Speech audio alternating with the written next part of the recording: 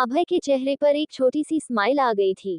अभय ने ये कभी नहीं सोचा था कि सिर्फ 2 दिनों में उसे एक ऐसी लड़की से लगाव हो जाएगा जिसे अपना खुद का होश ना हो, जिसे छोटी छोटी बातों पर रोना आता हो और वो उसे धमकी देती हो कि उसके व्हीलचेयर के नीचे बम लगाकर उड़ा देगी।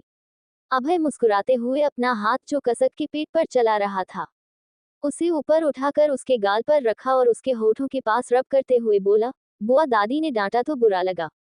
कसक ने वैसे ही उसकी गर्दन में मुंह छुपाए अपने सर को 2 बार हाँ में हिलाया, जिससे कसक की होठों की गर्मी अभय को अपने गर्दन पर महसूस होने लगी, जिससे अभय ने कसक को और कसकर अपने बाहों में भरकर अपने आंखों को बंद कर लिया। अभय को कसक की होठों की गर्मी बर्दाश्त नहीं हो रही थी। उसे एक अलग सा एहसास हो रहा था, जो उसे अपना कंट्रोल खोने पर मजबूर कर रहा था। कसक ने अपने हाथ उठाकर अभय के गर्दन पर रख दी और इससे उसके होंठ अभय के गर्दन को छूने लगे। अभय ने अपना चेहरा नीचे कर कसक को देखा तो उसने आंखें बंद कर रखा था।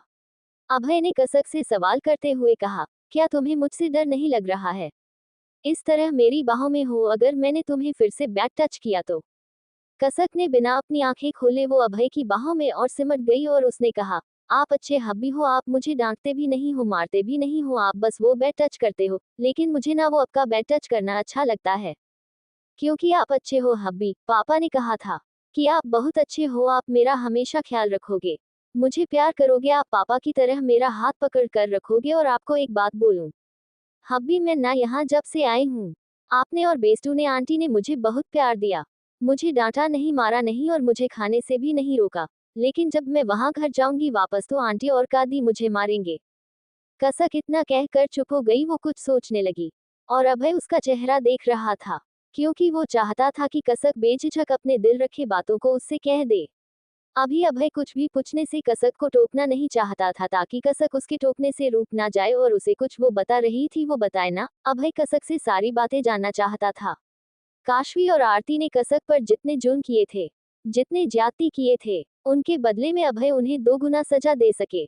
कसक कुछ देर सोचने के बाद बोली, आपको पता है हब्बी, मैं पहले बाहर बच्चों के साथ खेलने को जाती थी ना, और जब खेलकर घर आती थी तो आंटी मुझे मारती थी और मुझे डांटती थी कि तुम्हें घर से बाहर जाने को किसने कहा। मैं बहुत रोती थी हब्बी, लेकिन आंटी ने रुकती नहीं थी और उस दिन मुझे खाना भी नहीं देती थी। जब दादी ने मुझे डांटा न, तो मुझे लगा कि दादी भी मुझे खाना नहीं देगी, खाने को मुझे डर लग रहा था, क्योंकि मुझे बहुत जोर से भूख लगी थी। लेकिन आप अच्छे हो ना हब्बी, आपने मुझे खिला दिया और यहाँ तो मैं 2 दिन से हूँ, पापा है, लेकिन पापा के काम में जाने के बाद मुझे आंटी मारती थी, मुझे बहुत दुखता है। कसक एकदम छोटी बच्ची की तरह अभय से आरती की शिकायत कर रही थी, जैसे एक छोटा सा मासूम बच्चा अपने दोस्तों की शिकायत अपने माँ बाप से करता है। अभय ने अपना दूसरा हाथ कसक के दूसरे साइड से उसे कमर से पकड़कर अपनी बाहों में भरते हुए उससे कहा, हाँ तो ठीक है, अब से तुम्हें जब भी भूख लगेगी तुम मॉम को कहना, वो तुम्हें खाने को देंगी जो तुम चाहोगी, और अब तुम कहीं नहीं जाओगी। और पापा ने कहा ना कि मैं हमेशा तुम्हारे साथ रहूंगा और तुम्हारा ख्याल रखूंगा, तो मैं तुम्हारा हमेशा ख्याल रखूंगा और तुम्हारे साथ हमेशा रहूंगा, और तुम्हारा बेस्टू भी तो है तुम्हारे साथ, लेकिन उसके बदले में तुम्हें मुझे बहुत सारा प्यार देना होगा, बहुत सारा। अभय के प्यार देना होगा कहने पर कसक ने अपनी आंखें खोली और अभय को देखते हुए बोली, कैसा प्यार? अभय ने अपनी गाल को आगे करते हुए कहा, किसी करो। कसक मुस्कुराए और उसके गाल पर अपनी होंठ रख दी। अभय को ये पल बहुत अच्छा लगा, यह एक बेबी किस था, लेकिन कसक ने अपनी मर्जी से उसे बेबी किस दिया था। अभय ने कसक को वापस से अपनी बाहों में भरा और उसके सर को अपने कंधे पर रखते हुए कहा, अच्छा ये बताओ कि मैं तुम्हें क्या कहूँ, जैसे तुम मुझे हब्बी कहती हो तो मैं तुम्हें तुम्हारे पापा की तरह कासू कहूँ या फिर मेरी जान कहूँ या बीवी कहूँ, बताओ मैं तुम्हें क्या कहकर बुलाऊं? तभी कसक ने एकदम से अभय को मना करते हुए कहा, नहीं नहीं, आप मुझे कासू मत कहना, कशू सिर्फ मेरे पापा कहते हैं। आप मुझे ना। कसक ने कुछ देर सोचा और बोली, मैं आपको हब्बी कहती हूँ तो उसके बदले में क्या होगा? अभय ने कहा, वाइफ होगा, बीवी होगा। कसक ने मुस्कुराते हुए कहा, तो हब्बी आप मुझे बीवी कहना। और इतना कहते हुए फिर से कसक ने अभय की गाल पर बेबी किस कर दिया और उसकी बाहों में सिमटकर अपनी आंखों को बंद कर लिया। अभय कसक को देखकर मुस्कुरा रहा था कि नादानी भी कूट कूट कर भरी थी और मासूमियत भी, यह मासूम सी लड़की उसकी जिंदगी में कब लिखी जा चुकी थी। उसे खुद पता नहीं था, सच कहते हैं लोग कि किस्मत के आगे कोई खेल, कोई साजिश, कोई रंजिश कामयाब नहीं होती, कामयाब होती है तो सिर्फ किस्मत की लिखी हुई शादी, क्योंकि जब किस्मत किसी को आपकी जिंदगी में लाना चाहता है तो उसके लिए मोहब्बत भी आपके दिलों में भरता है। और किस्मत पर यकीन ना रखने वाले अभय को आज अपनी किस्मत पर नाज और गुमान हो रहा था कि उसकी किस्मत में कसक जैसी लड़की लिखी थी। कसक को अगर उसकी दिमागी हालत को साइड हटा कर देखा जाए तो वह काशवी से बहुत ज्यादा सुंदर थी। काशवी में एटीट्यूड था और ढेर सारा वह मेकअप करती थी, लेकिन वही कसक उसे मेकअप का एम तक पता नहीं था और एटीट्यूड की जगह उसमें मासूमियत थी, जो उसे और भी प्यारा बना रही थी, जो एक ही दिन में उसके दोस्तों को पसंद आ गई थी। लेकिन वही जब अभय ने अपने दोस्तों को काशवी के बारे में बताया था, काशवी से मिलने के बाद तो उन सब ने काशवी को अभय के लिए एक्सेप्ट करने से पहले काशवी का टेस्ट लेने के लिए कहा था। तभी कसक की जिस्म की गर्मी ने अभय की जिस्म को मूवमेंट करने पर मजबूर कर दिया और उसे कुछ फील होने लगा। वही उसे लगा कि अगर कसक को कुछ फील हुआ तो वह क्या सोचेगी। तभी कसक ने उसकी बाहों में सिमटे हुए ही कहा, हब्बी मुझे कुछ चुभ रहा है। कसक के इतना कहते ही अभय ने अपनी आंखें बंद कर ली और उसने कहा, बीवी उसे फिल मत करो, क्योंकि तुम अगर उसे फिल करोगी तो वो और ज्यादा बड़ा हो जाएगा और तुम्हें याद है ना बड़ा वाला इंजेक्शन यह वही है। तभी कसक ने उस पर अपना हाथ रख दिया और अभय की हालात खराब होने लगी। वहीं दूसरी तरफ चौधरी निवास में काशवी अभी अपने रूम में बैठी थी और उसके रूम में बेड पर उसके न्यू एक्सपेंसिव ड्रेस रखे थे और वही मिरर के सामने ढेर सारा मेकअप और वह भी कुछ मेकअप आर्टिस्ट से घिरी हुई थी, क्योंकि ऑलरेडी दोपहर का समय हो चुका था और वो अभय के घर पार्टी में जाने के लिए इतनी तैयारी कर रही थी। उसने अपने लिए एक पिंक कलर का वन पीस ड्रेस सिलेक्ट किया था और उसने उसके मेकअप कर रहे मेकअप आर्टिस्ट से यह कह दिया था कि आज उसे पार्टी में सबसे सुंदर दिखना है और ऐसे किसी भी मर्द की नजर उस पर से हटने नहीं चाहिए और अभय की तो बिल्कुल भी नहीं। उसे देखकर अभय पागल हो जाना चाहिए ताकि वह कसक को दरकिनार कर उसके पास आए और उसे अपने साथ वापस से रखने के लिए पागल हो जाए। उसकी मेकअप आर्टिस्ट कितने भी अच्छे तरीके से उसका मेकअप कर रही थी, लेकिन उसे पसंद नहीं आ रहा था। पता नहीं उसे ऐसा कौन सा मेकअप करवाना था या फिर अपने चेहरे पर जादू टोना करवाना था जिससे अभय उसे देखकर पागल हो जाए। करीब 4 से 5 घंटे मेकअप करने के बाद मेकअप आर्टिस्ट सेटिस्फाइड हुई कि अब काशवी को उनका मेकअप पसंद आएगा और काशवी जो आंखें बंद करके मिरर के सामने बैठी थी, उससे मेकअप आर्टिस्ट ने कहा, मैम अब आप खुद को देख सकती हैं। मेकअप आर्टिस्ट के इतना कहने पर काशवी ने अपनी आंखें खोली और खुद को मिरर में देखा। उसने अपने चेहरे को इधर उधर घुमाते हुए देखकर कहा, मैंने जैसा सोचा था वैसा तो नहीं हुआ है, लेकिन ठीक है तुम्हारा पेमेंट में कर दूंगी, अच्छा किया है तुमने मेकअप। इतना कहकर का चेयर से उठी और अपने वन पीस ड्रेस को लेकर बाथरूम में चली गई और कुछ मिनट बाद चेंज करके वापस आए और वह वापस से अपने मिरर के पास टेबल पर आकर बैठी थी कि मेकअप आर्टिस्ट ने उसके हेयर स्टाइल बना दिए। उसने बालों का सिर्फ कली किया था और आगे में कुछ बालों के लटे उसकी चेहरे को चूम रही थी। काशवी ने अब मिरर में खुद को देखते हुए उनसे पूछा, बताओ कैसी लग रही हूँ, मुझे पार्टी में देखने से कोई खुद को रोक नहीं पाएगा ना, इतनी खूबसूरत लग रही हो ना मैं।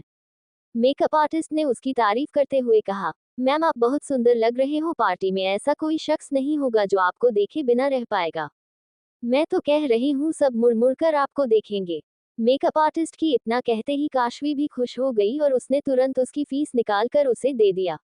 अपनी फीस लेते ही मेकअप आर्टिस्ट ने अपने मन में कहा, देखने में तो सुंदर हो लेकिन अपना एटीट्यूड भी अगर अच्छा कर लो तो सभी इज्जत भी करेंगे और पसंद भी, वरना जैसी हरकतें हैं कोई मुड़कर देखना तो छोड़ो तुम पर थूकना भी पसंद नहीं करेगा। मेकअप आर्टिस्ट वहां से चली गई। काशवी खुद को मिरर के सामने देखते हुए इठला कर बोली, अब मैं भी देखती हूँ अभय कि तुम उस अगली सी कसक के पास रहते हो या फिर मेरे हुस्न का जादू तुम्हें मेरा दीवाना बनाता है। वहीं दूसरी तरफ रानावत हवेली में अभी कसक अभय की बाहों में सो रही थी और कसक को अपनी बाहों में लिए अभय सो रहा था। अभय को जब से कसक उसकी जिंदगी में आई थी तब से सुकून की नींद आ रही थी और कसक भी उससे दूर नहीं जाती थी। जहां वो दूसरे लोगों से डरती थी, उनके पास जाना नहीं चाहती थी, वही वो अभय के पास इस तरह रहती थी जैसे कि वो उसे बचपन से जानती हो, सिर्फ इसलिए क्योंकि उसके पापा ने अभय के साथ उसे बांधा था। उससे कहा था कि उसे हमेशा अभय के साथ उसके हाथ पकड़ कर रहना है। दोनों अभी सुकून की नींद सो ही रहे थे जब उनकी डोर पर नॉक करने की आवाज हुई। 2 बार नॉक करने से अभय की नींद खुल गई, क्योंकि वह हल्की नींद में हमेशा सोता था। उसने आवाज दिया, कौन है बाहर? तभी बाहर से सुनैना जी ने कहा, हम है अभय, कसक को रेडी करना है बेटा रिसेप्शन के लिए और तुम्हें भी रेडी होना है, दोनों उठ जाओ। सुनैना जी की बात सुनकर अभय ने कहा, यस मॉम, बस थोड़ी देर में उठ रहा हूँ और आपकी लाडली को भी उठा देता हूँ। मुझसे नाराज हो गई है। सुनैना जी ने हंसते हुए कहा, नाराज है तो मना लो, तुम्हारी ही बीवी है। अभय उनके इतना कहने पर धीरे से बोला, अब नाराजगी भी तो उस बात से हुई है जो इन्हें दिखा नहीं सकता। अब अभय ने उठना चाहा और उसने कसक को खुद से अलग कर बेड पर लिटाना चाहा तो पाया कि कसक ने उसकी शर्ट की कॉलर को अपनी मुट्ठी में कस के भर रखा है। अभय ने कसक की मुट्ठी से अपनी शर्ट को आजाद करना चाहा लेकिन वो कर नहीं पाया, क्योंकि कसक की पकड़ बहुत मजबूत थी अभय की शर्ट पर। अभय मुस्कुराया और उसने कसक की माथे को चूमते हुए शायराना अंदाज में कहा, नाराजगी भी मुझसे और बाहों में सिमटना भी मेरे ही है। क्या करूं आपकी इस अदा का जिस पर कायल हो रहा है मेरा दिल है। अभय मुस्कुराते हुए कुछ वक्त पहले के बारे में सोचने लगा कि आखिर कसक उससे नाराज क्यों हुई थी। फ्लैशबैक। जब कसक को अभय का पसनल वाला बड़ा इंजेक्शन फील हुआ तो उसने उस पर अपना हाथ रख दिया तो अभय की सांस ऊपर नीचे होने लगी और उसने कसक के हाथ को हटाते हुए कहा, बच्चे ऐसा नहीं करते, हटाओ हाथ। लेकिन कसक ने हाथ हटाने से मना करते हुए उसे और जोर से पकड़ कर कहा, आपके पास बड़ा वाला इंजेक्शन है, मतलब बेस्टू ने मुझसे झूठ कहा था। तो आप दिखाओ ना अपना बड़ा वाला इंजेक्शन, मुझे देखना है। लेकिन आप इंजेक्शन लगाना मत, मुझे इंजेक्शन से डर लगता है। प्लीज हब्बी मुझे दिखा दो ना इंजेक्शन। अब अभय बेचारा क्या करे, उसने कहा, नहीं बच्चा अभी ये देखने के लिए नहीं है, कुछ दिन के बाद दिखाऊंगा, ठीक है अभी छोड़ दो। और अभय कसक के हाथ से अपने इंजेक्शन को छुड़ाने लगा। लेकिन कसक ने और कसकर पकड़ते हुए कहा, नहीं नहीं मुझे देखना है, चलो चलो मुझे दिखाओ, जल्दी दिखाओ। लेकिन कसक को कहाँ पता था कि उसके इस तरह जिद करके अभय की पर्सनल इंजेक्शन को पकड़ने से वह और भी मूवमेंट करने लगेगा और अभय की हालत खराब हो रही थी। कसक की इस तरह अभय के इंजेक्शन को पकड़ने से उसे फीलिंग से आ रही थी और वह मूवमेंट भी कर रहा था, जिससे कसक को फील भी हो रही थी। तो अभय को लगा जैसे वह कसक की बाहों में लिपट जाए और उसे प्यार करने लगे। लेकिन अभी अभय ऐसा कुछ नहीं कर सकता था। तो उसने कसक को फिर से मना करते हुए कहा, बच्चा यह अभी के लिए नहीं है, अभी रहने दो, तुम्हें बाद में दिखाऊंगा, ठीक है। और इतना कहकर अभय ने जबरदस्ती कसक के हाथ को अपने इंजेक्शन से हटा दिया, जिससे कसक मुंह फुलाकर उसकी गोद से गुस्से से खड़े होते हुए बोली, गंदे हब्बी हो, मैंने बोला सिर्फ इंजेक्शन दिखाने के लिए, लेकिन आपने नहीं दिखाई, ना जाओ, मुझे आपसे बात नहीं करनी, मैं किसी और को इंजेक्शन दिखाने के लिए बोलूंगी। इतना कहकर कसक अभय से दूर हटकर जाकर बेड पर लेट गई। लेकिन कसक की कही हुई आखिरी लाइन ने अभय की पूरे शरीर में आग लगा दिया था, कि वह किसी और को उसका इंजेक्शन दिखाने के लिए कहेगी, और ऐसा वह कैसे कर सकता है। वह अपनी नादान बीवी को किसी और का इंजेक्शन देखने कैसे दे सकता है। अभय व्हीलचेयर से उठा और वह तुरंत कसक के पास गया और उसके पीछे बेड पर लेटा और उसने कसक को कसकर अपनी बाहों में भरकर उसके चेहरे के पास अपना चेहरा ले जाकर गुस्से से दांत पीसते हुए कहा, तुम्हें सिर्फ मेरा इंजेक्शन देखना है, किसी और का नहीं। गलती से भी कभी अगर किसी और के करीब गई ना कसक तो तुम्हें जान से मार दूंगा। कसक को अभय की इस तरह जाकर उसे अपनी बाहों में भरना और उसे जान से मारने वाली बात कहने पर उसे रोना आ गया, क्योंकि वह जान से मारना तो नहीं समझ पाई, लेकिन अभय के मुंह से मारने वाली बात सुनकर उसे लगा कि अभय भी उसे मारेगा। तो कसक ने रोते हुए कहा, आप गंदे हब्बी हो, आप मुझे मारोगे, मैं आपसे बात नहीं करूंगी। जाओ आप, मैं आपसे बात नहीं करूंगी, मैं पापा के साथ घर चली जाऊंगी। इतना कहकर कसक रोने लगी और अभय को समझ आया कि उसने अपने गुस्से को कंट्रोल न करके कसक को डरा दिया है खुद से। अब अभय ने कसक के चेहरे को थामा और उसकी आंखों से बहते आंसुओं को अपने होठों में थामते हुए बोला, बच्चा मैं नहीं मारूंगा, मैं कभी नहीं मारूंगा आपको, मैं आपको सिर्फ प्यार करूंगा, ठीक है।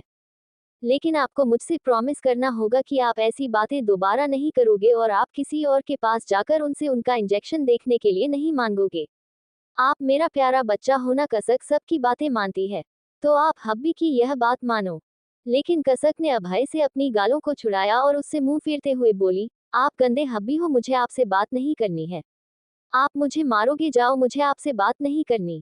इतना कहकर कसक आंसू बहाती हुई अपनी आंखों को बंद कर चुकी थी और अभय को पछतावा हो रहा था कि उसने क्यों अपने गुस्से पर कंट्रोल नहीं किया। अब अभय को खुद पर गुस्सा आ रहा था, क्योंकि कसक तो नादान थी, लेकिन वह तो समझदार था, उसे तो सोच समझकर बोलना चाहिए था। लेकिन नहीं, गुस्से में उसके मुंह में जो आया उसने बोल दिया। लेकिन गुस्सा भी आना लाजमी था। अब उसकी प्यारी सी बीवी किसी और के पास जाकर उसका इंजेक्शन देखने मांगेगी तो बेचारा क्या करेगा। कसक को अभय ने अपनी तरफ मोड़ा और उसे अपनी बाहों में भरते हुए बोला, बच्चा तुम्हारी दूरी बर्दाश्त नहीं कर पाऊंगा, नहीं पता क्यों, लेकिन तुम्हारी हर अदा पर मिटने का मन करता है। तुम्हें प्यार करने का मन करता है। तुम्हें अपनी सांसों में उतारने का मन करता है। तुम्हें पता है तुम्हारी बहन के साथ मैं पूरे 18 साल रहा हूँ। लेकिन कभी मैंने उसकी बातों पर इतना गौर नहीं किया। कभी मैंने उस पर इतना ध्यान नहीं दिया। कभी मैंने उसे तुम्हारी तरह अपनी बाहों में नहीं भरा, सिर्फ उसके साथ रहा। लेकिन तुम्हारे साथ हर लम्हा जीने का मन कर रहा है। तुम्हें प्यार करने का मन कर रहा है। तुम्हारी इन अदाओं पर मर मिटने का मन कर रहा है। तुम नादान हो, लेकिन मेरी चाहत बनती जा रही हो। अभी हमारी शादी को सिर्फ 2 ही दिन हुए हैं, लेकिन ऐसा लग रहा है कि अगर तुम मुझसे दूर हुई तो मेरी सांसें थम जाएगी। अभय ने कसक के चेहरे को गौर से देखा तो उसकी आंखों से बहते आंसुओं के निशाना गालों पर बने हुए थे। अभय ने अपनी होठों से उन आंसुओं के निशाने को लिख करने लगा। कसक सोई नहीं थी और अभय के ऐसा करने से कसक ने कस के अभय की शर्ट को अपनी मुट्ठी में भर लिया, जिसका एहसास अभय को भी हो गया था, और इसलिए उसने कसक के पूरे चेहरे को चूमना शुरू कर दिया। उसने कसक के माथे को चूमते हुए कहा, बस मेरे पास रहना हमेशा, तुम्हारी इन नादानियां को मैं हमेशा संभाल कर रखूंगा। लेकिन किसी और के पास गई तो खुद को मिटा दूंगा। अब तुम मेरी जिंदगी बन रही हो। अभय अनजाने में कसक से अपने प्यार का इजहार कर रहा था और कसक उसकी बाहों में सिमटी उसकी बातों को सुन रही थी, लेकिन कुछ बोल नहीं रही थी क्योंकि वह अभय से नाराज थी। दोनों ही इस तरह एक दूसरे की बाहों में सिमटे हुए सो गए थे, क्योंकि कई बार अभय ने कसक से बात करने की कोशिश की थी, लेकिन कसक ने उसकी किसी भी बात का जवाब नहीं दिया था और उसकी बाहों में सिमटी सोई हुई थी। तो अभय ने भी अपनी आंखों को बंद कर कसक को लेकर नींद की आगोश में चला गया था। Present time. अभय ने कसक को उठाते हुए कहा, कसक उठो, मम्मा बुला रही है। तुम्हें रेडी होना है ना, आज हमारी रिसेप्शन पार्टी है, बच्चा उठ जाओ। अभय के 2-3 बार आवाज देने पर और उसके गाल को थपथपाने पर कसक ने धीरे धीरे अपनी आंखें खोली और अभय को देखा और एक बार फिर से उसकी बाहों में कसके सिमट गई। लेकिन जैसे ही उसे याद आया कि वह अभय से नाराज है, वह एक झटके से अभय से दूर हटकर उठी और उसकी तरफ मुंह हटकर बेड से उठकर कमरे का डोर खोलकर बाहर चली गई और अभय उसे इस तरह मुंह हटकर उससे दूर जाते हुए देखकर मुस्कुराने लगा। अब अभय ये सोच रहा था कि वह अपनी इस क्यूट सी लिटिल गर्ल को कैसे मनाएगा, क्योंकि अगर वह समझदार होती तो उसे कोई गिफ्ट देकर मनाया जा सकता था, लेकिन अब जबकि वो एक बच्ची जैसी थी तो उसे कैसे मनाया जाए। अभय ये सोचते हुए बेड से उठा और जाकर व्हीलचेयर पर बैठ गया और वो व्हीलचेयर का हैंडल कंट्रोल करते हुए कमरे से बाहर निकल गया। अब देखना यह है कि अभय कैसे मनाएगा अपनी नादान सी छोटी सी लिटिल गर्ल को, और क्या अभय की लिटिल गर्ल उसके मानने से मानेगी या फिर उसकी अधूरी ख्वाहिश उसकी इंजेक्शन को देखने की अभय पूरी करेगा। अब रात के 9 बजे बज गए थे और सभी मेहमान रानावत हवेली में धीरे धीरे करके आ रहे थे। रानावत हवेली में अभी राघवेंद्र जी, सुनैना जी और राजीव जी के साथ बुआ दादी भी डोर पर खड़ी सबका स्वागत कर रही थी। पूरी तरह से गार्डन सजा हुआ था। फूलों, लाइटों और बलून से गार्डन में बीच एरिया में एक बड़ा सा स्टेज बना था और स्टेज में 2 सोफे रखे हुए थे, जो अभय और कसक के लिए था। उन सोफों के पास फूलों की लड़ियां लगी हुई थी, जो उस माहौल को काफी रोमांटिक बना रही थी। अब पार्टी के माहौल में मेन गेस्ट अभय पार्टी में एंटर कर रहा था। उसके साथ उसके सारे दोस्त थे। निखिल और नितिन ने 3 पीस ब्लैक कलर का सूट पहना था। उस पर ग्रे कलर का शर्ट, ब्लैक शूज, एक हाथ में रोलेक्स वॉच और दूसरे में ब्रेसलेट, बाल जेल से सेट, दोनों बहुत स्मार्ट लग रहे थे। वही अमन ने सिर्फ ब्लैक कलर का शर्ट और पैंट कैरी किया था और उसने ब्लैक शूज के साथ गोल्डन वॉच और ब्लैक कलर की ब्लू मोती के साथ ब्रेसलेट पहना था और उसने अपनी शर्ट की आस्तीन को कहानी तक मोड़ रखा था। बाल जेल से सेट अमन भी बहुत हैंडसम नजर आ रहा था। रज ने रॉयल ब्लू कलर का 3 पीस सूट पहना था, क्योंकि सोनिया ने रॉयल ब्लू कलर का लहंगा कैरी किया था। उन दोनों ने मैचिंग ड्रेस पहनी थी और वह दोनों काफी हैंडसम और ब्यूटीफुल एक साथ लग रहे थे। रॉयल ब्लू सूट के साथ राज ने जेल से बाल सेट किए थे और हल्की ट्रिम बियर्ड के साथ वह काफी हैंडसम लग रहा था, और वही सोनिया ने रॉयल ब्लू कलर के लहंगे में उसने दुपट्टे को साड़ी के लुक में अरेंज किया था और उसने अपने बालों का कली करके आगे खुला छोड़ा हुआ था। साथ में उसने डायमंड ज्वेलरी पहनी थी, जिसमें सिर्फ एक लॉकेट और एक डायमंड की ईयरिंग्स थी, जिसमें वह लाइट मेकअप के साथ बहुत खूबसूरत लग रही थी। उदय और अभिराज ने ग्रे कलर का 3 पीस सूट पहना था, जिसके साथ ग्रे कलर के शूज और एक हाथ में घड़ियां, दूसरे हाथ में ब्रेसलेट। दोनों ने बाल जेल से सेट किए थे और दोनों की ही पॉकेट में कपलंग लगी हुई थी, जो बहुत ही खूबसूरत नजर आ रहा था, और वह दोनों काफी हैंडसम नजर आ रहे थे। और उनके साथ चलकर आ रहा था आयुष, जिसने ब्लैक जीन्स में ब्लैक एंड व्हाइट हैंड में टी शर्ट पहनी थी। जो उसकी ओवरसाइज थी लेकिन उसमें काफी जच रही थी। आयुष ने अपने बालों को जेल से सेट किया था और उसने पूरी तरह से सेविंग की हुई थी, जो उसे एक चॉकलेटी बॉय का लुक दे रही थी। साथ में उसने एक जैकेट कैरी किया था, इसके सारे बटन खुले थे और वह काफी हैंडसम नजर आ रहा था। वह अभय की व्हीलचेयर को कंट्रोल करते हुए आ रहा था। अभय ने ब्लैक एंड रेड में 3 पीस सूट पहना था। रेड शर्ट के साथ उसने ब्लैक कोट पैंट पहना हुआ था। पैरों में ब्लैक शूज और हाथों में डायमंड ब्रेसलेट के साथ वॉच। बालों को उसने जेल से सेट किया था और हल्की ट्रिम बियर्ड के साथ अभय बहुत हैंडसम लग रहा था। उसका लुक कतई जहर था, जो किसी के भी दिल में उतरने को तैयार था। पार्टी में आई हुई लड़कियां उसके हैंडसम लुक को देखकर उस पर अपना दिल हार रही थी और उसकी वाइफ से जलन कर रही थी कि उसकी जगह वह खुद क्यों नहीं है। अभय को लेकर वह सभी स्टेज पर आ गए और अभय को उसकी जगह पर आयुष और अमन ने बैठा दिया। अब वह सब कसक के आने का वेट कर रहे थे। तो वही बाहर पार्टी हॉल के में गेट पर एक कर आकर रुकी और उसमें से काशवी, उसकी मॉम और दादा दादी बाहर निकले। काशवी को देखकर राघवेंद्र जी, सुनैना और राजीव जी का मुंह बन गया। वही बुआ दादी, जिन्होंने सिर्फ अभय की शादी किस लड़की से होगी यह सुना था, लेकिन लड़की को देखा नहीं था, उन्हें काशवी को देखने से कोई भी ताज्जुब नहीं हुआ। काशवी और उसकी दादा दादी आरती सब वहां आए और अपना हाथ जोड़ने लगी। वही विजय जी, जो उन सब के साथ ही खड़े थे। उन्हें तो जैसे उनके आने से कोई मतलब ही नहीं था और राघवेंद्र जी और राजीव जी बुआ दादी के सामने काशवी का जिक्र नहीं करना चाहते थे, इसलिए उन्होंने हाथ जोड़कर उनका स्वागत किया और वह सब अंदर चले आए। आरती विजय जी से बात करना चाहती थी, लेकिन विजय जी उन सभी को एक्सक्यूज मी कहकर वहां से चले गए और अब आरती कुछ किटी पार्टी की अपनी फ्रेंड से मिली और उनके साथ बातें करने लगी। वही दादा और दादी भी अपने कई पुराने फ्रेंड से बात करने के लिए चले गए, जहां उन सब से यही पूछा जा रहा था कि अभय की शादी काशवी से होने वाली थी, तो काशवी इस तरह से 1 पीस ड्रेस में उनके सामने क्या कर रही है, और उनके पास बस यही जवाब था कि काशवी की शादी न होकर लास्ट मिनट में उनकी छोटी बेटी कसक की शादी अभय से हो गई। पार्टी में आए मेहमान ये सवाल इसलिए कर रहे थे क्योंकि उनको सिर्फ अभय की कोर्ट मैरिज के बारे में पता था। अभय की कोर्ट मैरिज किस लड़की से हुई है इस बारे में नहीं। काशवी हर जगह अभय को ढूंढते हुए आगे बढ़ रही थी। जब उसकी नज़र स्टेज पर सबके साथ सोफे पर बैठे अभय पर गई और वह जिसने रेड कलर का 1 पीस पहना था, वह अपनी अदा से चलती हुई स्टेज पर अभय की तरफ बढ़ रही थी। वही जैसे ही उदय की नज़र काशवी पर गई तो उसने कहा, लो आ गई छिपकली तुझसे चिपकने के लिए। उदय ने मुंह बनाकर इस तरह से कहा था कि उसे देखकर सबकी हंसी छूट गई और अमन ने अभय से कहा, क्या तुझे अभी भी इसके साथ फीलिंग्स है? अगर ऐसा है तो तुझे क्यूट रैबिट को डाइवोर्स देना होगा, क्योंकि तू एक साथ दो दो लड़कियों को हैंडल नहीं कर सकता और हम क्यूट रैबिट के साथ कुछ गलत भी होने नहीं देंगे। अभय ने अमन ये सब कहने पर उसे घूर कर देखते हुए कहा, तू क्या मुझे उसी टाइप का समझ रहा है कि मैं एक घरवाली और बाहर वाली रखूंगा? तुझे नहीं पता मेरी घरवाली ही काफी है। अमन और अभय अभी एक दूसरे से बाहर कर रहे थे जब काशवी अभय के पास आए और झुकते हुए अभय की गालों पर किस करने जा ही रही थी। जब अमन ने अपना हाथ अभय की गल और काशवी के होठों के बीच रख दिया और उतने ही में अभय ने अपने हाथ को काशवी के गले में कस दिया था। इस दोहरे वार से काशवी थोड़ा सहम गई थी और वह 2 कदम पीछे हटी तो अमन ने काशवी से कहा, जब साथ की जरूरत थी तब तो तुमने साथ नहीं दिया, अब जाकर तुम ये किस करके क्या जताना चाहती हो?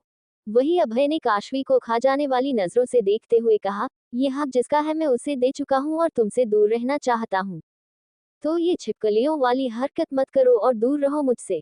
तभी एकदम से काशवी ने आंखों में आंसू लाते हुए कहा, अभय तुम्हें नहीं पता मुझे डराया धमकाया गया था ताकि मैं सबके सामने तुमसे शादी करने से मना कर दूं और पापा तुम्हारी शादी मेरी उस पागल बहन कसक से करवा दे, और पापा ने धमकी दी थी कि अगर मैं वैसा सबके सामने नहीं करती हूँ तो वह मेरी मॉम को छोड़ देंगे, और मैं ऐसे कैसे कर सकती थी? अभय, मैं अपनी माँ का घर तोड़कर मैं अपना घर कैसे बसा सकती थी? सभी मुंह खोले काशवी को देख रहे थे। अभय, जिसने सारी बातें अपने कानों से सुनी थी, वह अभी काशवी की इस झूठ के बारे में कुछ कहता तभी उसकी नजरें सामने से आ रही कसक पर ठहर गई और वह अपनी नजरें कसक से हटाना भूल गया। वह एकटक कसक को देख रहा था क्योंकि कसक अभी लाल जोड़े में बहुत खूबसूरत लग रही थी। उसे सोनिया और नीली ने पूरी तरह से दुल्हन की तरह सजाया था। आज क्योंकि उनकी शादी वाले दिन अभय और कसक दोनों ही दूल्हा दुल्हन नहीं बने थे, बस उनकी कोर्ट मैरिज हो गई थी। लेकिन आज सोनिया और नीली को सुनैना जी ने खास तौर से कहा था कि वह कसक को पूरी तरह से एक दुल्हन के रूप में तैयार करें। अभी कसक ने लाल भारी लहंगे को पहना था और भर हाथों में लाल चूड़ियां, कंगन और माथे पर बिंदिया, टीका, नाथ और सुर्ख लाल लिपस्टिक लगाई थी होठों पर। वह पूरी तरह से गहनों से लदी हुई थी और कसक बहुत खूबसूरत लग रही थी।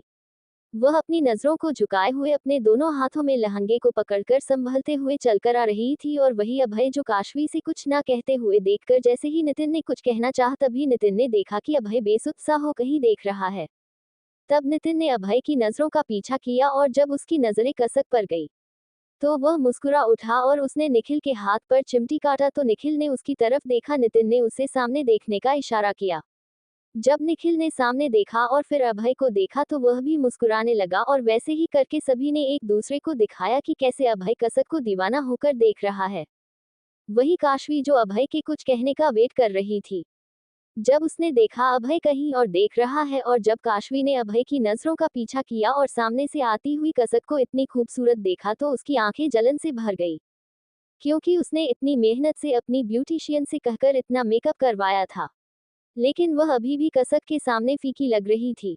कसक लाल जोड़े में बहुत खूबसूरत लग रही थी।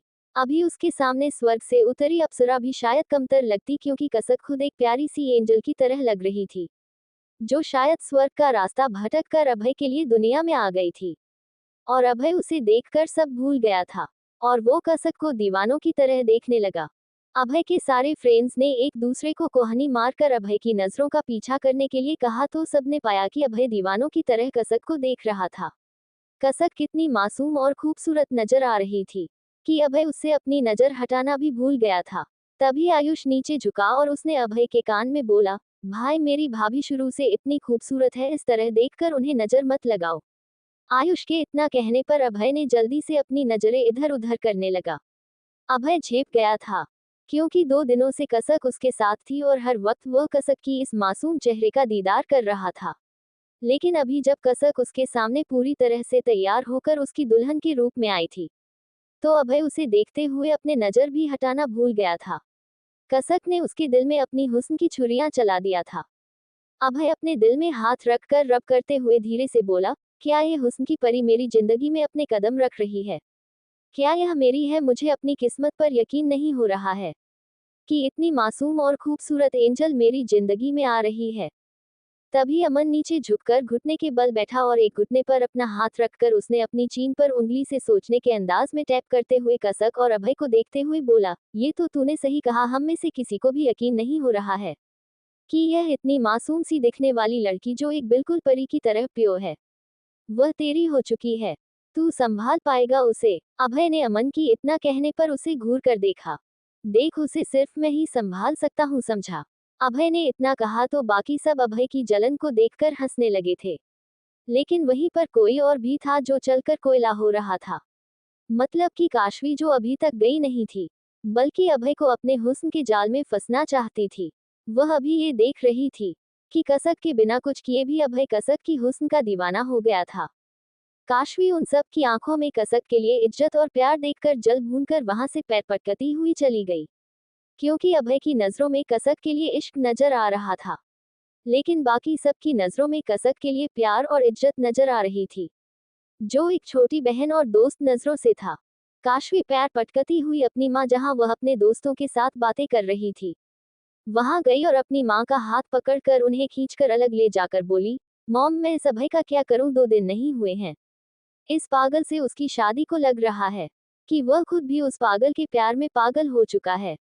देखिए कैसे प्यार से उसे देख रहा है और जैसे कि उससे अपनी नजरें भी हटाना भूल गया है। और आपको पता है, उसने मेरी तरफ तो एक बार देखा भी नहीं।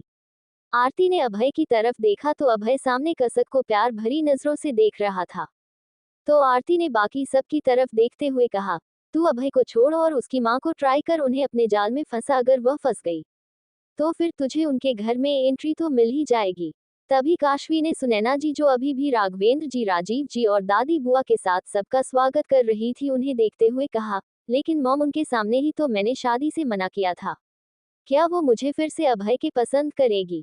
तो फिर आरती जी सब की तरफ देखती हुई उनकी नजर बुआ दादी के ऊपर गई और उसने कहा, वह औरत कौन है जो सब घर वालों के साथ मेहमानों का स्वागत कर रही है? प्रश्नवाचक चिन्ह उद्धरण चिन्ह। काशवी ने उस और बुआ दादी की तरफ देखते हुए कहा, शायद वह अभय की बुआ दादी है। उनके घर पर आने के बाद सब उनकी ही बात मानते हैं। मैंने उनकी फोटो देखी थी। अभय ने दिखाई थी एक बार। आरती ने अपने बाल के लटों को गोल घूमते हुए कहा, तो फिर तू उन्हें ही अपने जाल में फंसा, क्योंकि अगर वह फंस गई तो घर पर उनकी बातें मानी जाती है। वह तुझे अभय से शादी करने में मदद करेंगे, क्योंकि कोई भी अपने घर की बहू पागल लड़की को नहीं बनाना चाहेगा, और जब उन्हें कसक के पागलपन के बारे में पता चलेगा तो ऑब्वियसली वह अभय की शादी तुड़वा देंगे, उनका डाइवोर्स करवा देंगे, और तू उस मौके का फायदा उठा सकती है अभय से वापस शादी करने के लिए, क्योंकि मैं उस लड़की को कभी खुश नहीं देखना चाहती। उसकी माँ ने मेरे साथ जो किया, उसके बाद मैं उस लड़की को कभी खुश रहने ही नहीं दूंगी। कसक की खुशी के बारे में जैसे ही बात हुई, आरती की आंखों में आग जलने लगी थी, जैसे कि गलत उसने नहीं बल्कि कसक की मां कुसुम ने किया हो उसके साथ। वही कसक जो धीमे कदमों से अपने लहंगे को संभालते हुए आ रही थी। जब उसने अपनी नजरों को उठाकर सामने की ओर देखा तो उसके मुस्कुराते हुए चेहरे पर जो खुशी और मासूमियत थी, वह एक डर में बदल गई। वह डर से 2 कदम पीछे हट गई, क्योंकि इतने सारे लोगों को उसने देखा तो उसे डर लगने लगा, और उसे ये लग रहा था, उसे सामने यह नजर आ रहा था कि उसके सामने खड़े इतने सारे लोगों के हाथों में पत्थर हैं और वह सब उसे मारने के लिए तैयार हैं। सोनिया और नीली जो कसक का हाथ पकड़े उसे अभय के पास लेकर जा रही थी, उनके हाथों में कसक की पकड़ कस गई और वह पीछे को हटने लगी। सोनिया और नीली को समझ नहीं आया कि अभी कसक जो खुशी खुशी अभय के पास जा रही, वो अचानक से अपने कदम पीछे क्यों हटाने लगी। सोनिया ने घिरे से कसक से कहा, क्यूट रैबिट, चलो तुम्हारा हब्बी तुम्हारा वेट कर रहा है। तभी अभय, जिसकी नजर कसक पर ही बनी हुई थी, उसे कुछ अलग लगा और उसने कसक के चेहरे पर डर के भाव देख लिए। उसने तुरंत आयुष से कहा, आयुष वह डर रही है, जाकर उसे लेकर आओ। आयुष ने देखा कसक के चेहरे पर घबराहट, डर, पसीने सब नजर आ रहे हैं, तो आयुष भाग कर गया और उसके साथ बाकी सब भी वही कसक के पास चले गए। कसक अभी स्टेज से नीचे थी और आयुष अपने एक घुटने के बल बैठकर दूसरे घुटने पर अपने हाथ की कहानी टिककर कसक के आगे अपने हाथ को बढ़ाते हुए बोला, मेरी बेस्टू मेरे साथ स्टेज पर चलेगी, मेरा हाथ थामो, मैं तुम्हें भैया के पास लेकर जाऊंगा। कसक आयुष को देख रही थी और तभी उसने देखा कि अमन, उदय, राज, निखिल, नितिन और अभिराज ये सब भी अपने घुटने के बल उसके सामने बैठे हैं और अपना हाथ आगे बढ़ाए हुए उसे देख रहे थे है। बाकी सब की आंखों में उसे अपने लिए प्यार और इज्जत ही नजर आई। नीली और सोनिया हंसते हुए बोली, क्यूट रैबिट, तुम तो एक हो, लेकिन ये सब तो 7 लोग हैं, तुम किसके साथ जाओगी। और दूर खड़े सभी गेस्ट और फैमिली वाले इस नज़ारे को देख रहे थे। वहीं काशवी का ये सब देखकर अंदर ही अंदर खून जल रहा था। कसक ने सब की तरफ देखा और अपने सामने बैठे उन सभी हैंडसम लड़कों से कहा, मैं तो एक हूँ, आप सब में से किसके साथ जाऊं। ये सोचते हुए कसक ने अपने सामने बैठे अमन और आयुष के आगे अपना हाथ कर दिया। उन दोनों ने प्यार से कसक का हाथ थामा और उठकर आगे बढ़ गए। लेकिन उतने में निखिल और नितिन दोनों भागकर स्टेज पर चढ़े और दोनों ने अपने हाथ कसक के आगे फैला दिए। तो कसक ने फिर मुस्कुराते हुए आयुष और अमन का हाथ छोड़कर निखिल और नितिन का हाथ पकड़ लिया और वह दोनों उसे स्टेज पर चढ़ाए। तो आगे अभिराज और उदय अपना हाथ उसके आगे फैलाए खड़े थे। अब कसक ने नितिन और निखिल का हाथ छोड़ा तो अभिराज और उदय ने उसका हाथ थामा और उसे लेकर अभय के पास गए और उसे अभय के बगल वाले सोफे पर बैठाए। अभय कसक को देखकर मुस्कुराते हुए घिरे से उसका हाथ पकड़ लिया। लेकिन कसक जो अभय से नाराज थी, वो अपना हाथ अभय से छुड़ाने लगी। लेकिन अभय ने उतनी ही मजबूती से कसक का हाथ थामा हुआ था। वही काशवी, जिसका ये सब देखकर खून जल रहा था, वो अपनी चाल चलने के लिए बिल्कुल तैयार थी। उसने बुआ दादी के सामने जाकर, जैसे कि बाकी सब उसकी हरकतें ना देखें और बुआ दादी उसे देखें, इस तरह से उनके आगे खड़ी होकर वह कसक और अभय की तरफ देखते हुए अपनी आंखों से आंसू पोंछने की एक्टिंग करने लगी। उसने इतनी बेहतरीन एक्टिंग की कि बुआ दादी को उसे देखकर थोड़ा सा अजीब लगा कि आखिर इस खुशी के माहौल में एक लड़की क्यों उनके पोता और बहू को देखकर आंसू बहा रही है। और उन्होंने कभी भी काशवी को सामने से देखा नहीं था, क्योंकि बुआ दादी बहुत कम ही रानावत हवेली आई थी। जब भी कोई फंक्शंस होते थे या बहुत बड़ी बात होती थी, तब वह आती थी। बुआ दादी का अपना एक बहुत बड़ा घर था और वह पूरे गांव की सरपंच थी। उनके बिना कभी कोई फैसला नहीं किया जाता था। इस वजह से उन्हें बहुत कम ही निकलना होता था और वह बहुत इम्पोर्टेंट काम की वजह से और इम्पोर्टेंट फंक्शंस की वजह से ही रानावत हवेली मुंबई आया करती थी। इसलिए उन्होंने कभी काशवी को सामने से देखा नहीं था और बहुत पहले काशवी की सिर्फ फोटो ही उन्होंने देखी थी। जब उन्होंने काशवी को उस लड़की के रूप में पहचान जिसकी शादी अभय से होने वाली थी, तो वह उसके पास चली गई। लेकिन उन्हें अपने पास आया देखकर काशवी अपने आंसू साफ करते हुए दूसरी तरफ चली गई। क्या काशवी के रचे जाल में बुआ दादी फंस जाएगी या अभय करेगा काशवी की करतूतों का खुलासा? बुआ दादी ने जब पूरी तरह से कंफर्म कर लिया कि यह वही लड़की है जिससे अभय की शादी होने वाली थी, तो उन्होंने हैरानी से कहा, ये तो वही लड़की है जिसे हमारे अभय की शादी होने वाली थी और इस लड़की ने हमारे अभय को अपाहिज कहा था। इस लड़की को तो हम छोड़ेंगे नहीं, हमारे अभय को अपाहिज कहती है। खुद की शक्ल देखी है बंदरिया कहीं कि हमारा अभय इससे शादी करने वाला था, इसे तो खुद पर गुमान होना चाहिए था। हमारे अभय के पैर धोकर पीने चाहिए थे और इस लड़की ने हमारे अभय को अपाहिज कहा। हम अभी बताते हैं इस लड़की को। बुआ दादी अपनी साड़ी को अपने कमर में टांगते हुए आगे बढ़ गई। दादी काशवी के पास आई तो काशवी उनकी तरफ पीठ की हुई सुबक सुबक कर रो रही थी। दादी ने जाकर काशवी के कंधे पर हाथ रखते हुए कहा, अरे बेटा तुम तो कितनी प्यारी बच्ची हो, फिर तुम इस तरह से रो क्यों रही हो? अभी इतनी खुशी के माहौल में क्या बात है?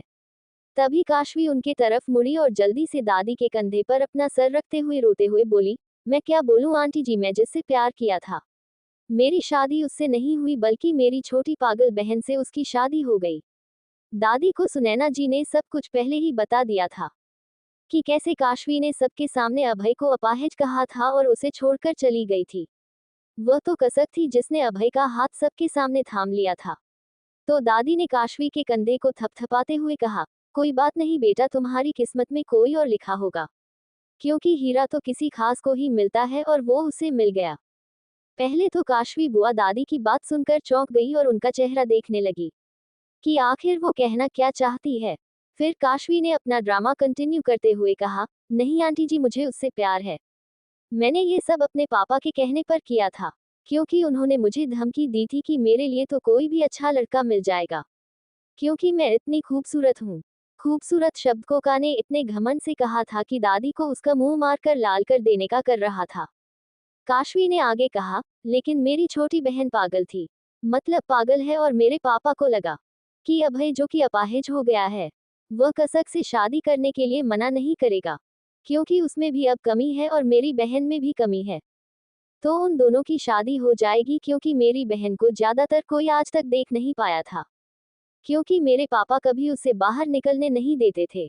जब मैंने उनसे कहा कि नहीं पापा, मैं अभय से प्यार करती हूँ, उसी से शादी करूंगी, तो पापा ने मुझे धमकी दी कि अगर मैंने उनकी बात नहीं मानी तो वह मेरी मम्मी को घर से निकाल देंगे।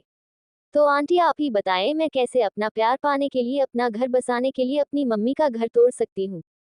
इसीलिए मैंने अपने पापा की बात को अपने दिल पर पत्थर रखकर मान ली और सबके सामने मैंने अपने प्यार अभय की बेइज्जती की कि वह अपाहिज है और वह कभी चल नहीं सकता, इसलिए मैं उससे शादी नहीं करूंगी। ये सब कहने के बाद काशवी दादी के कंधे पर सर रखकर रोने लगी और दादी की हाथों की मुट्ठी बंद रही थी।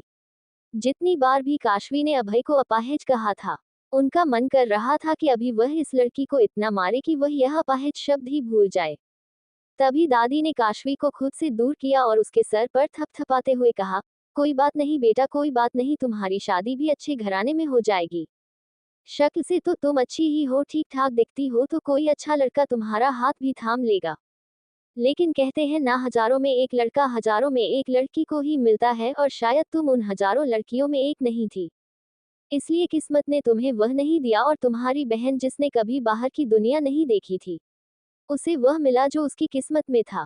चलो मेरे साथ चलो, पार्टी एंजॉय करो, फिर तुम घर चली जाना, ठीक है? और अगर तुम्हें किसी चीज की जरूरत हो, कोई हेल्प चाहिए, तो तुम मुझे बोल सकती हो। मैं अभय की बुआ दादी हूँ और तुम्हारी हेल्प पक्का करूंगी, ठीक है? अब चलो। बुआ दादी काशवी का हाथ पकड़कर उसे सबके बीच में लेकर जाने लगी। वही स्टेज पर अभय और कसक दोनों एक दूसरे का हाथ थामे बैठे हुए थे। कसक ने अब कुछ भी नहीं किया था, अभय से हाथ छुड़ाने की कोशिश भी नहीं कर रही थी, और अभय उसके हाथ को पकड़े अपने बड़े से हाथ में उसके छोटे से खूबसूरत हाथ को देखकर मुस्कुरा रहा था।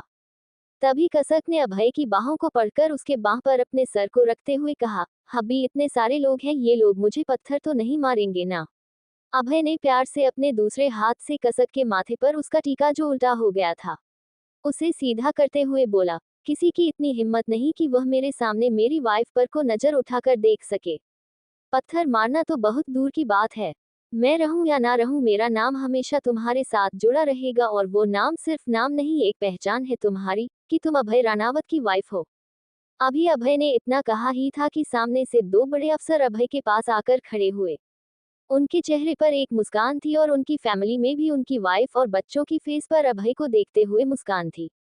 लेकिन जैसे ही उन्होंने कसक का चेहरा देखा, उनके चेहरे पर जो मुस्कान बिखरी हुई थी वह एकदम से गायब हो गई और उन दोनों ने ही एक दूसरे की तरफ देखा, जैसे कि पूछ रहे हो कि यह सब क्या है। उनमें से एक, जो अभय के सीनियर लेफ्टिनेंट जनरल थे, उन्होंने अभय से पूछा, ये सब क्या है? अभय, तुम्हारी शादी तो किसी और से होने वाली थी ना, फिर तुम्हारे साथ ये दुल्हन बन कोई और क्यों बैठी है? तभी दूसरे शख्स जो अपनी वाइफ के साथ आए थे वह थे अभिजीत बत्रा, जनरल अभय के सीनियर जनरल। उन्होंने कहा, हाँ अभय, अगर ऐसा कुछ था तो तुम मना कर सकते थे, अपनी फैमिली को तो तुम बता ही सकते थे। तभी अभय ने कसक को उनसे मिलवाते हुए कहा, बीवी इनसे मिलो, यह है मेरे सीनियर। पहले शख्स को दिखाते हुए अभय ने कहा, यह है लेफ्टिनेंट जनरल रघुवीर सिंह, और दूसरे शख्स को दिखाते हुए कहा, और यह है जनरल अभिजीत बत्रा। ये दोनों मेरे से सीनियर ही नहीं, मेरे लिए मेरे गाइडेंस भी है, क्योंकि इन्होंने मुझे आर्मी में बहुत कुछ सिखाया है, मुझे बहुत गाइड किया है, और मैं सिर्फ उनकी पोस्ट की वजह से उनकी इज्जत नहीं करता, बल्कि पर्सनली भी उनकी बहुत इज्जत करता हूँ। अभय की बात सुनकर अभिजीत बत्रा के साथ आई उनकी वाइफ मुस्कुराए, और वही रघुवीर सिंह के साथ आई उनकी दोनों बेटियां कसक को देखकर मुस्कुराए, और कसक उन्हें अपनी आंखें टिमटिमाते हुए देख रही थी। अभय ने अपनी बात आगे बढ़ाते हुए अभिजीत बत्रा से कहा, सर, आपका जो प्लान था उसे मैंने अपना फर्ज समझकर निभाने के लिए तैयार हुआ था, लेकिन आपको पता है आपकी इस प्लान ने मुझे वह दिया है जिसके बारे में मैं कभी सोच भी नहीं सकता था। आपके प्लेन ने मुझे मेरी जिंदगी दी है। ये कहते हुए अभय की नजर अपने बगल में बैठी कसक के चेहरे पर गई, जो मासूमियत से उसे देखकर मुस्कुरा रही थी। तभी अभिजीत बत्रा ने कहा, लेकिन ये सब हुआ कैसे, बताओगे? तुम्हारी शादी किसी और से होने वाली थी, लेकिन तुम्हारे साथ रिसेप्शन में बैठी कोई और लड़की है। अभय ने अपने व्हीलचेयर को दिखाते हुए कहा, सर, कहते हैं किसी की औकात वक्त पर पता चलती है, और मेरी जिससे शादी होने वाली थी उसने वक्त पर अपनी औकात दिखा दी।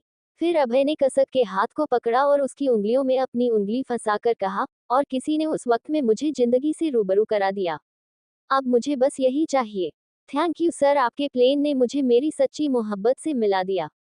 अभिजीत बत्रा और रघुवीर सिंह मुस्कुराते हुए अभय से बोले, मोहब्बत मुबारक हो, लेकिन फर्ज को मत भूलना, तुम्हें पता है ना आगे क्या करना है? अभय ने मुस्कुराते हुए कहा, यस सर, मुझे बिल्कुल पता है, आप आज की नाइट एंजॉय कीजिए। तभी अभिजीत बत्रा की वाइफ ने आगे बढ़कर कसक की बलाई लेते हुए कहा, वैसे अभय, तुम्हारी मोहब्बत बड़ी सुंदर है। उन्होंने इतना कहा और कसक के हाथ में एक एनवेल्प दिया। अभय ने उनसे पूछा, इसमें क्या है? मैं तब मिसेज बत्रा ने कहा, आज भी मैं अभय, आज तो तुम मुझे बड़ी बहन की तरह कंसिडर कर सकते हो ना, और हाँ, इसमें तुम दोनों की वर्ल्ड टूर की हनीमून पैकेज है। हम दोनों की तरफ से तो हनीमून पर जाओ और एंजॉय करो। अभय ने उन्हें अपने लेग्स की तरफ दिखाते हुए कहा, ऐसे हनीमून एंजॉय करने जाऊं? अभय की बात पर सब हंसने लगे। अभय उनसे ज्यादा कुछ कह नहीं सकता था, क्योंकि उन्हें अभय की लेग्स की ठीक होने के बारे में पता था। तभी रघुवीर सिंह ने कहा, मैं तुम्हें 1 हफ्ते की छुट्टी दे रहा हूं, यही तुम्हारा गिफ्ट है मेरी तरफ से।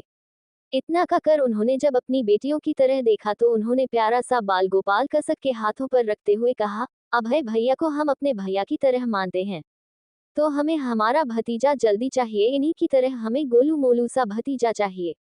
इतना कहकर वह दोनों मुस्कुराने लगी। तभी आयुष बीच में कूदते हुए बोला, भाई देखो, इन्हें भी आपसे गोलू मोलू भतीजा चाहिए और मुझे भी चाहिए, तो अब तो आप मना नहीं कर सकते, और वैसे भी मैंने अपनी बेस्टू और आपके लिए एक स्पेशल गिफ्ट तैयार किया है। इतना कहते हुए आयुष ने एक बड़ा सा गिफ्ट बॉक्स कसक को देते हुए नीचे झुककर कसक के कान में कहा, बेस्टू, ये गिफ्ट तुम अपने रूम में खोलना। आयुष के इतना कहकर खड़े होने पर अभय उसे देखते हुए सोचने लगा कि आखिर आयुष ने इस बार कैसा गिफ्ट दिया होगा उन्हें। कसक के हाथ में पकड़े हुए गिफ्ट को देखकर अभय ये सोच रहा था कि आखिर उस बॉक्स के अंदर क्या होगा, और आयुष उसके चेहरे की एक्सप्रेशन देखकर समझ गया था कि अभय क्या सोच रहा है, तो उसने कसक से थोड़ी ऊंची आवाज में कहा, बेस्टू, तुम ये गिफ्ट यहाँ खोलकर क्यों नहीं देख लेती? मुझे पता चल जाएगा कि तुम्हें गिफ्ट कैसा लगा। चलो खोलो, मैं भी देखता हूँ कि तुम्हें मेरा दिया हुआ गिफ्ट कैसा लगा। जैसे आयुष ने ऐसा कहा, अभय के चेहरे की एक्सप्रेशंस चेंज हो गए, क्योंकि उसकी पहली गिफ्ट उसने दी थी, और उसके बाद जो उसने कसक के दिमाग में अभय के लिए भरा था, उससे बेचारे की बहुत बेइज्जती हुई थी। इसलिए अभय बिल्कुल नहीं चाहता था कि कसक वह गिफ्ट यहाँ सबके सामने खोले और एक बार फिर से उसकी इज्जत का सबके सामने कचरा हो जाए। अभय अभी कसक को रोकने के लिए कुछ कहता उससे पहले ही आयुष फिर से नीचे झुका और उसने कसक के कान में कहा, बेस्टू भैया तुमसे ये गिफ्ट छीनना चाहते हैं इसलिए जल्दी जल्दी खोलो नहीं तो फिर मुझसे मत कहना मैं दूसरा गिफ्ट नहीं दूंगा तुम्हें। इतना कहकर आयुष ने अभय को एक आंख मारी और मुस्कुराते हुए खड़ा हो गया।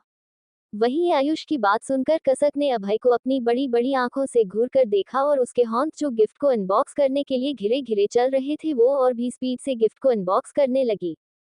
वहीं कसक की आंखें अभय से बहुत कुछ कह चुकी थी, जैसे मैं आपको मेरा गिफ्ट नहीं दूंगी और अगर आपने जबरदस्ती लेना चाहा तो मैं फिर से नाराज हो जाऊंगी। कसक के इस वार्निंग से अभय के दिल की धड़कन बढ़ चुकी थी कि उसके इस नालायक भाई ने फिर से कसक के कान में क्या कहा है और वही बाकी सब जो उसके सामने खड़े थे वह सब अभय आयुष और कसक के बीच हो रही इन चीजों को समझने की कोशिश कर रहे थे। तभी वहां पर राघवेंद्र जी, विजय जी, राजीव जी, सुनैना जी, बुआ दादी और दादी अपने साथ काशवी को लेकर वहां सबके सामने आ गए। कसक और अभय को साथ देखकर काशवी की दिल में कांटे चुभ रहे थे। वहीं कसक को इतनी सारी अटेंशन और गिफ्ट मिलते हुए देखकर काशवी जैसे कि किलो में लौटते हुए खुद से बोली, बस कसक कुछ दिन की बात है, उसके बाद ये सब कुछ मेरा होगा और यह सब मेरे आगे पीछे घूमेंगे मेरी एक बात मानने के लिए। काशवी की नजरों में कसक के लिए जलन और नफरत साफ नजर आ रही थी। कोई भी अगर उसे एक झलक देखे तो ये बता सकता था कि अभी कितनी बुरी तरह से वो कसक से जलन महसूस कर रही थी। तभी वहां आरती आए और उसके हाथ को दबाते हुए धीरे से बोली, अभी अपने नफरत और गुस्से को कंट्रोल करो, बाद में अच्छे से दिखाना ताकि इस कसक को इसकी माँ की तरह बर्बाद कर सको। काशवी ने अपनी माँ की तरफ देखा और उसने अपने सर को हाँ में हिलाकर खुद के गुस्से को कंट्रोल करने लगी। और वही बाकी अभय के जितने दोस्त थे जो अभी इधर उधर सबसे बातें कर रहे थे वह भी अब स्टेज पर उन दोनों के पास आ गए थे। वहीं नीली कसक के पास गई और उससे बोली, क्यूट रैबिट अगर तुमसे नहीं खोला जा रहा है तो मैं हेल्प कर दूं क्या? जल्दी खोलो ना, मुझे भी देखना है। आयुष ने तुम्हें क्या गिफ्ट दिया है? नीली की बातें सुनकर अभय ने उसे घूर कर देखा जैसे कह रहा हो, मेरा भाई क्या कम था जो तुम भी आ गई मेरे इज्जत का कचरा करने के लिए। अभी कसक अपना गिफ्ट ओपन कर ही रही थी जब अभय ने उसके हाथ से गिफ्ट बॉक्स छीनते हुए कहा, बीवी अभी रहने दो, कमरे में खोलना, अभी इतने सारे गेस्ट आए हैं, तुम उनसे मिलो ना। देखो माहिरा और महिमा तुमसे मिलना चाहती हैं और तुम गिफ्ट ओपन कर रही हो, उनसे मिलो। इतना कहते हुए अभय कसक को दूसरी बातों पर उलझाना चाहता था। वहीं अभय के ऐसा करते ही आयुष और कसक पूरी शिद्दत से अभय को घूरने लगे। लेकिन अभय को क्या पता था कि उसकी वो नन्ही सी लिट गर्ल अपनी बातों में पक्की है और उसने अभय के हाथ से गिफ्ट बॉक्स छीनते हुए अभय से कहा, हब्बी पहले मैं गिफ्ट खोलूंगी उसके बाद बाकी सबसे मिलूंगी। इतना कहकर वापस से कसक गिफ्ट ओपन करने लगी और अभय बेचारा कसक को देख रहा था कि वह उसकी इज्जत उतारने में कितनी जल्दी जल्दी गिफ्ट ओपन कर रही है। जैसे ही कसक ने गिफ्ट ओपन किया अभय ने अपनी आंखें बंद कर ली क्योंकि वो नहीं देखना चाहता था कि आयुष ने कौन सा उटपटांग गिफ्ट दिया है उन दोनों को। अभय को कुछ देर तक किसी के हंसने की आवाज सुनाई नहीं दी और ना ही उससे कुछ कहने की, बल्कि उसे तो आयुष के गिफ्ट की तारीफ करने की आवाज में आ रही थी। जैसे कि सुनैना जी ने कहा, अरे आयुष तुमने तो बहुत प्यारा गिफ्ट दिया है, मैं भी चाहूंगी कि कसक हमें इतना ही प्यार खेलने के लिए हमारा पार्टनर दे। वही राघवेंद्र जी ने भी आयुष के कंधे पर हाथ रखते हुए कहा, आयुष बहुत प्यारा गिफ्ट है तुम्हारा, मुझे लगता है इसे देखकर अभय और कसक जल्दी ही हमें खुशखबरी सुनाएंगे। वही बुआ दादी ने भी कसक को देखते हुए कहा, कसक हमें ऐसा ही छोटा सा गोलू मोलू बेबी चाहिए हमारे साथ खेलने के लिए।